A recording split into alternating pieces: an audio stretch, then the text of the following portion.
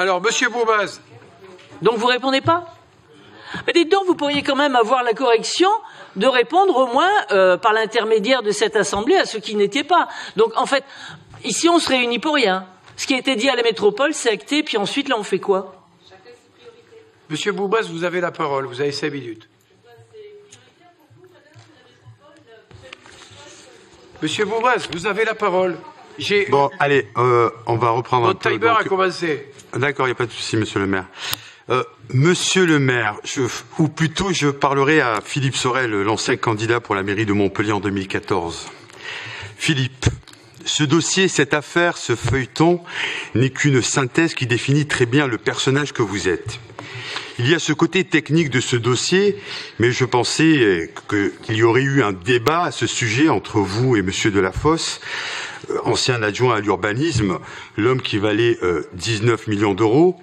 Mais on va revenir sur le côté politique, monsieur le maire. Mais là, je parlerai à monsieur le maire, et je parlerai simplement parce que c'est un bel exemple de cette trahison de la parole du politique. Cette affaire, vous auriez dû l'appeler « Moore en rêvait, Sorel l'a fait ».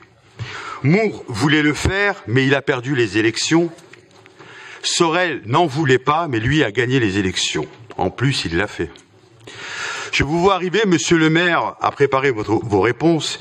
J'entends déjà vos argumentations. Mais monsieur Boumaz, moi je le fais autrement.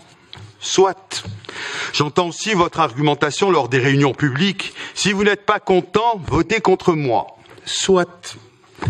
Sauf que, monsieur le maire, au vu des retours de nombreuses associations à qui vous avez donné, vous, votre parole d'homme politique, vous leur avez même promis de combattre le système et d'être un maire à temps plein, eh bien ces Montpelliérains comme moi n'en veulent pas de ce projet que vous nous présentez ce soir. Et par contre, eux vous en veulent à vous, monsieur le maire, d'avoir trahi votre parole, celle que vous leur avez donnée, cette parole d'homme soi-disant politique.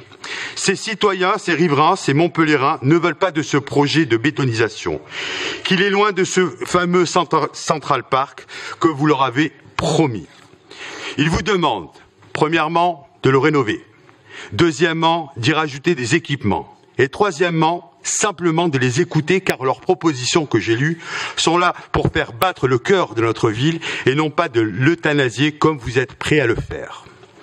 Pour en terminer à ce sujet, sur cette affaire, ce feuilleton, comme vous le dites si bien, au vu que votre majorité le validera sans tenir compte d'aucune objection, aucune, eh bien je vous demande de réfléchir à l'avenir de qu'est-ce qu'un bon aménageur, car pour moi, l'aménageur en lui-même prévoit l'infrastructure de déplacement et de transport, et par la suite, il y implante de nouveaux habitants.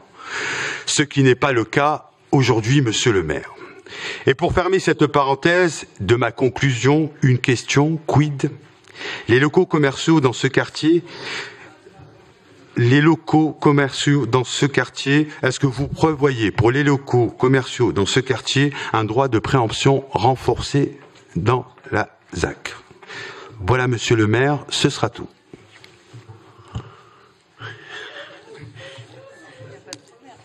Comme je n'ai pas compris la question, je ne peux pas donner de réponse. Je mets